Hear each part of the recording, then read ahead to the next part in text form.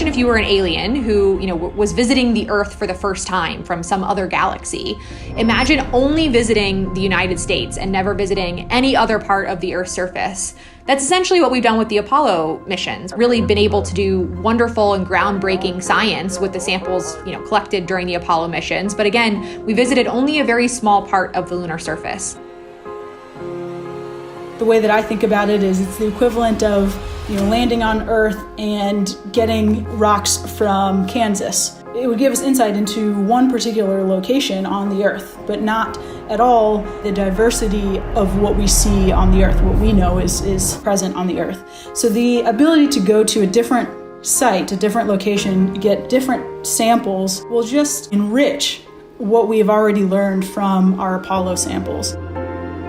There's a lot left to be learned about the moon, and it starts with the South Pole.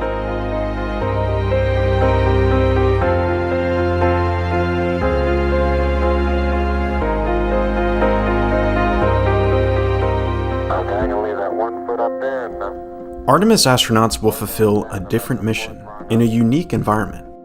While the Apollo astronauts who visited the moon's surface between 1969 and 1972 landed near the equator, Artemis astronauts will venture to the moon's South Pole region, frigid, rugged, and with unique light and darkness conditions that make it an ideal location for exploration. The South Pole region is also home to the rim of the moon's largest, oldest, and deepest crater, called South Pole Aitken.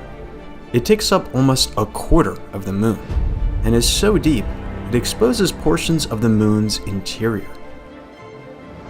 Yeah, the South Pole it's fascinating. There are some very unique types of rocks that are at the South Pole that will allow us to understand the entire history, not just of the moon, but potentially of the solar system. Very early on in lunar history, we think that there was this increased period or very intense period of huge material hitting the surface of the moon, creating these really large craters or like giant holes, which we actually call basins. So getting a sample of impact melt from this basin would kind of help us bracket that early period of time. The moon's South Pole region has resources that are vital for long-term exploration. Because the moon is barely tilted relative to the sun hovers over the horizon at the South Pole. Imagine a flashlight turned on, laying on a table. That's how the sun illuminates the South Pole. Light at the South Pole strikes at such a low angle, it brushes only areas of higher elevation, such as crater rims. These locations have sunlight for extended periods of time to harness for power. At the same time, the bottoms of some deep craters are shrouded in constant darkness. Scientists have measured the coldest temperatures in the solar system inside these craters, which have become known as perfect environments for preserving water for eons.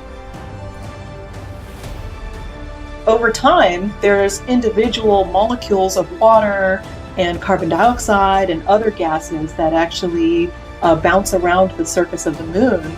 And when they get to one of these cold spots, they actually get stuck. So we call those places cold traps. And if you do that for millions and even billions of years, you can actually build up a pretty significant deposit of water and other ices.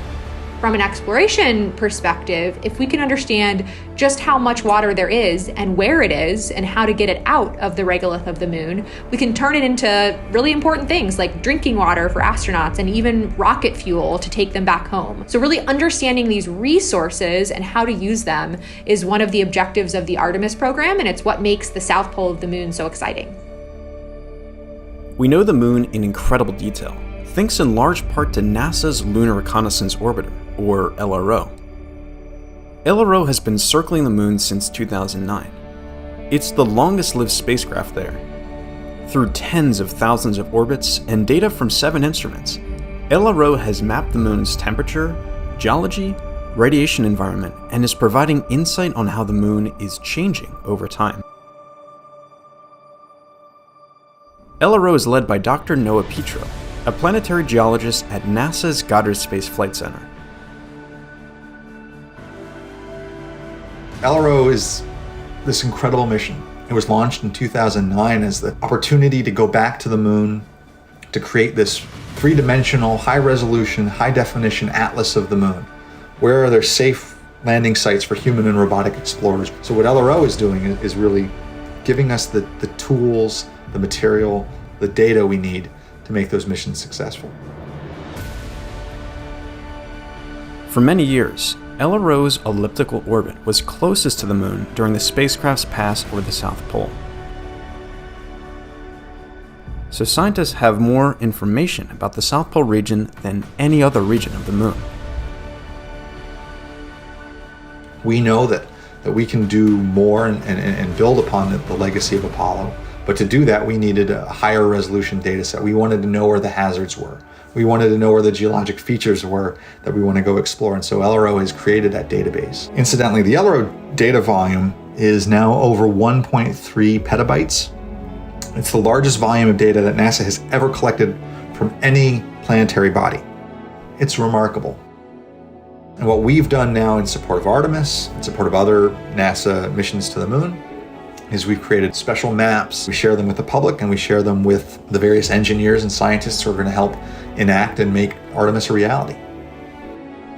You know, this is basically a Google Maps of the moon, taken from pictures from the Lunar Reconnaissance Orbiter camera, and you can just zoom in and see a 5-meter boulder on the surface of the moon. That's just crazy. I could spend all day, and I have spent all day, sometimes just browsing around different parts of the moon, just looking at air rocks.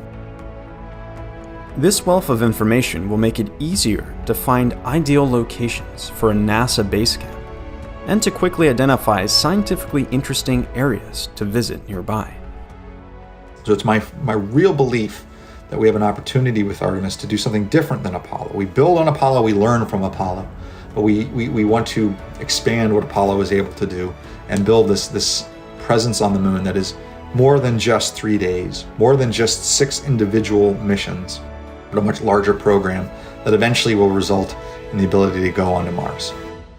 Mars is quite a bit longer away from our own planet than, of course, the moon is. It takes several months in some cases to get to Mars, and it's therefore going to be really critical when we have astronauts walking around on the surface of Mars to be able to stay there for longer periods of time. You've just spent 6 or so months to get there. You want to really be able to explore the surface around you, and having the ability to live off the land and know how to conduct exploration for longer periods of time is going to be critical for Martian exploration, and lessons learned for that sustainable type of exploration start right here at the moon. So there's still so much for us to learn from going back to the moon from a scientific perspective that it's a no-brainer in my head. So with Mars in the horizon as our kind of end goal, this is an important step that for us to take.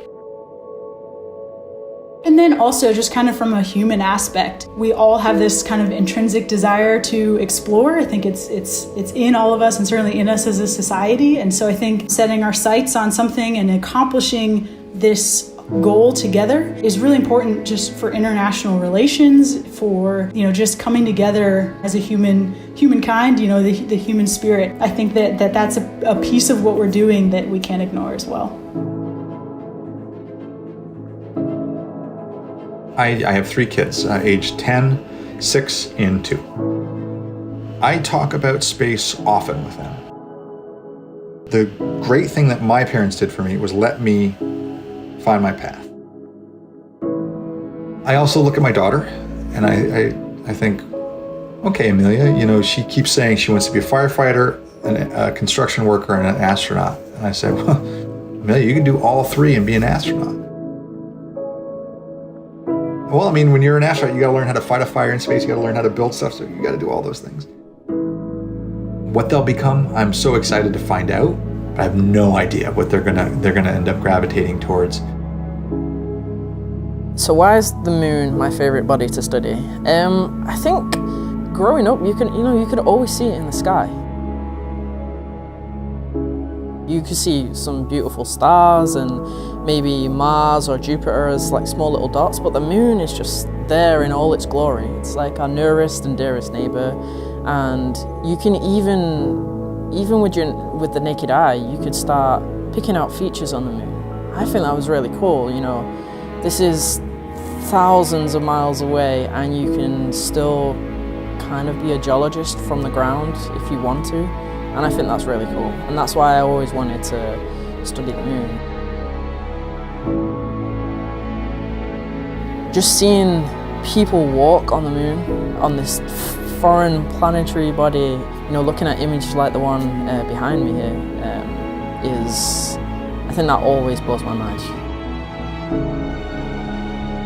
I will say with my 2-year-old, what I have noticed recently, and this is wonderful, is that when he sees the moon, we're out for a walk, we're driving around, or outside a window, we'll go, moon, moon. And just the fact that he can look up and see, oh, moon, moon, that makes me so happy.